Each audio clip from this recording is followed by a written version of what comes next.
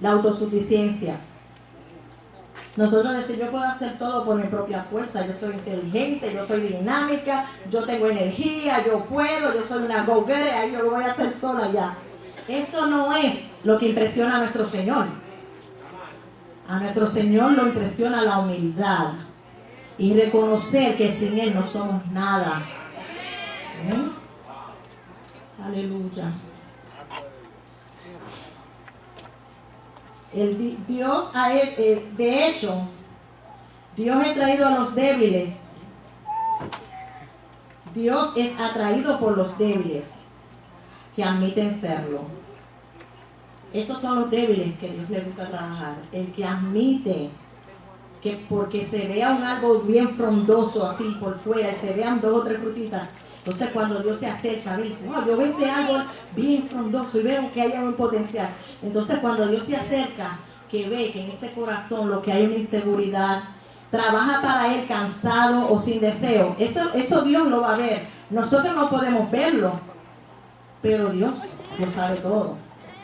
Entonces Él le agrada que si uno está pasando por ese momento de debilidad, de cansancio, somos columnas, si hay columna cansada, nos unimos uno a otro y créame que se va a formar una columna bien fuerte y ningún viento que venga nos va a poder mover. Pero si nos ponemos uno cansadito por aquí y otro cansadito por allá y otro cansadito por acá, créeme que por algún lado se va a romper la estructura. Pero si nosotros confiamos y nos ponemos la mentalidad de personas que hemos sido renovadas, de personas que confiamos en un Dios admirable, en un príncipe de paz, en un Dios que transforma vidas, créame que vamos a estar unidos y a nosotros nada nos va a dividir, al contrario, nosotros nos vamos a unir y nos vamos a sumar y multiplicar.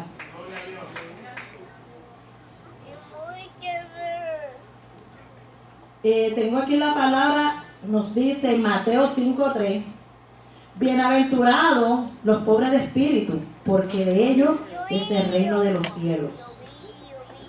Bienaventurado es todo aquel que recibe o decide tener una relación con Dios y recibe su reino. El que acepta al Señor como su Salvador es un bienaventurado. Pero también dice la Escritura, el pobre de espíritu.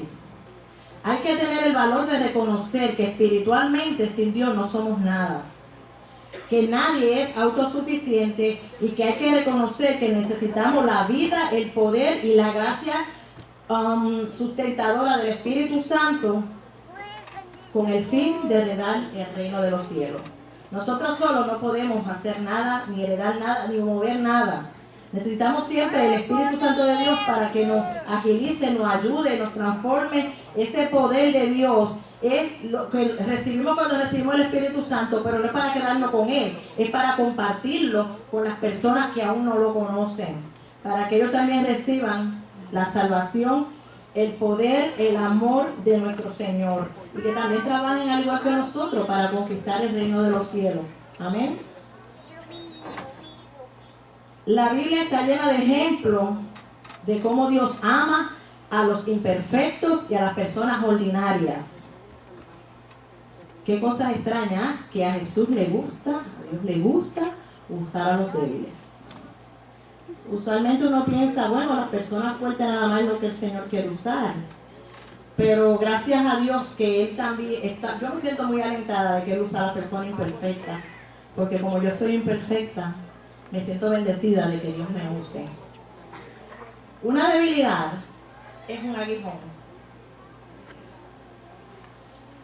Como Pablo lo llamó, el aguijón no es un pecado. Hay personas que piensan que el cigarrillo, la droga, el pecado es el aguijón. No. En la Biblia no indica que sea un pecado, sino el aguijón es más una idea de un dolor, una dificultad, un sufrimiento, una humillación, una debilidad física o una espina, algo que moleste en la carne. Una de las debilidades es cualquier limitación que uno tenga. que puede haber sido heredada, una limitación física, una limitación de la inteligencia, como uno dice, una incapacidad, una limitación emocional, una limitación intelectual. No todos somos súper inteligentes o súper talentosos, pero tampoco ninguno nos podemos menospreciar, porque algunos somos buenos en la matemática, otros en la ciencia, otros en el arte, otros en la comunicación. Así como el cuerpo de Cristo, nosotros tenemos que trabajar juntos. ¿Por qué tenemos que trabajar juntos? Porque hemos sido llamados para servir. Dios nos formó, Él nos hizo, nos escogió para servirle a Él. Tenemos que empezar con el servicio para nosotros irnos formando, estructurando y nosotros ir trabajando para la obra de nuestro Señor. Cuando el cuerpo de Cristo se une, es como por ejemplo en nuestro cuerpo tenemos un cuerpo, tenemos varios sistemas. El sistema sanguíneo, el sistema respiratorio, ¿cierto? Sistema digestivo. Por ejemplo, todos los que estamos aquí estamos en el mismo cuerpo, pero tenemos una función diferente. Ir al hospital a orar por una persona que está enfermo, ya usted está trabajando para la obra de Dios. Llevar a una persona que no tiene carro a hacer una compra, ya usted está trabajando para la obra de Dios. Comprarle un galón de leche a una persona que no tiene leche en su casa, ahí usted está trabajando para la obra de Dios. Nosotros tenemos que saber y entender que trabajar para la obra de Dios no es solamente tener una posición eclesiástica. Trabajar para la obra de Dios es haciendo todas las cosas buenas que vayan de acuerdo a la voluntad de Dios. Si estamos trabajando como el cuerpo de Cristo, todos los miembros del cuerpo son importantes. Porque, por ejemplo, imagínate que de buenas a primeras diga el sistema sanguíneo: mira, yo estoy cansado de trabajar con todos estos sistemas. Yo me voy a sentar y yo no voy a hacer nada. ¿Qué va a ocurrir con el cuerpo? ¿Qué va a ocurrir con el cuerpo? Si no tiene sangre, eso mismo pasa con el cuerpo de Cristo. Cada vez que usted decide que no quiere hacer nada, que otro es mejor que usted, que trabaje aquel, que lo haga aquel que no trabaja, que lo haga aquel que tiene una posición. No, en el cuerpo de Cristo todos los miembros tenemos una función. Ahora, tenemos que empezar sirviendo a la casa de Dios y el Señor le va a ir revelando a usted mismo en qué áreas que Él lo va a utilizar. Amén. Así que tenemos que tener una visión, tenemos que estar positivos y saber que todos estamos aquí con un llamado y un propósito. No creamos que solamente una persona nada más que tienen, porque tienen el don de sanidad, que son los únicos que Dios lo va a usar, que son los que oran muy bonito, una oración de 20 minutos y que son los únicos que Dios va a usar. No, Dios nos va a usar a todos y cada uno de nosotros. Y nosotros estamos aquí sentados hoy porque todo y cada uno de nosotros, Dios ha trabajado en un área de nuestra vida que nosotros identificamos que Él es nuestro Dios y Salvador. Por eso estamos aquí hoy.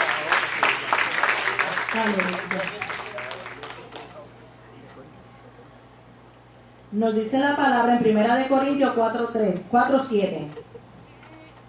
Pero tenemos este tesoro en vaso de barro, para que la excelencia del poder sea de Dios y no de nosotros. La excelencia del poder sea de Dios y no de nosotros. Como vasija de barro, nosotros vamos a estar aquí siendo formados en la academia, vamos a ser siendo formados.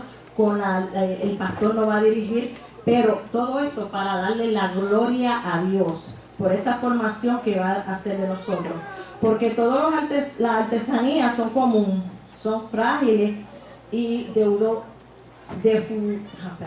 defectuosos y fáciles de quebrar. Todas las artesanías se pueden quebrar. Por eso es que nosotros tenemos que ver cuál es el área que estamos débil. ¿Qué puede quebrantarnos a nosotros y dudar un minuto de aquel que nos salvó?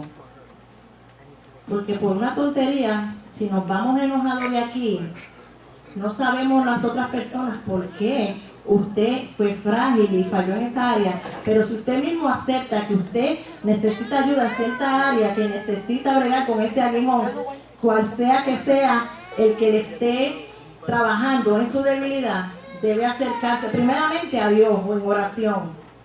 Y si todavía se le hace difícil identificar esa área, algunos hermanos que estén al lado suyo le pueden decir, usted debe trabajar en esta área, pero también hay que ser maduro para uno poderlo recibir, porque nosotros muchas veces nos creemos perfectos, y si alguien nos dice, tú debes trabajar en esta área, puede ser que uno se sienta un poquito ofendido, pero en las debilidades que nosotros tenemos es que Dios va a trabajar.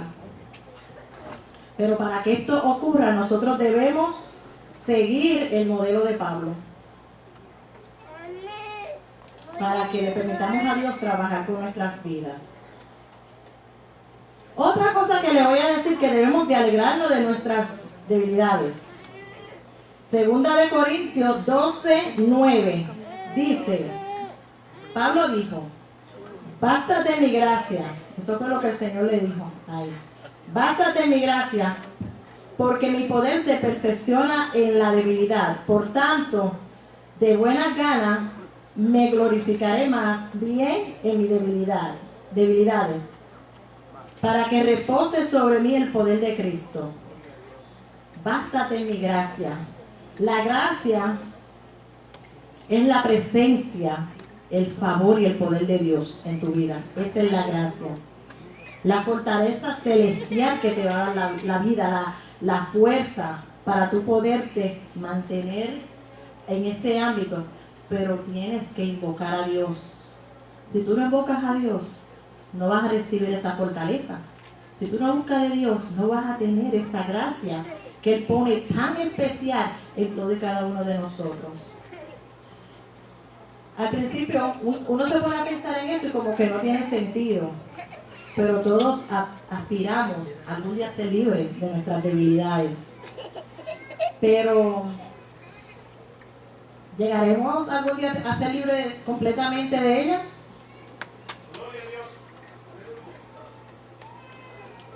Solamente el contentamiento de una expresión de fe y la bondad de Dios puede uno obtener eso. Esa es de la única manera que se puede lograr.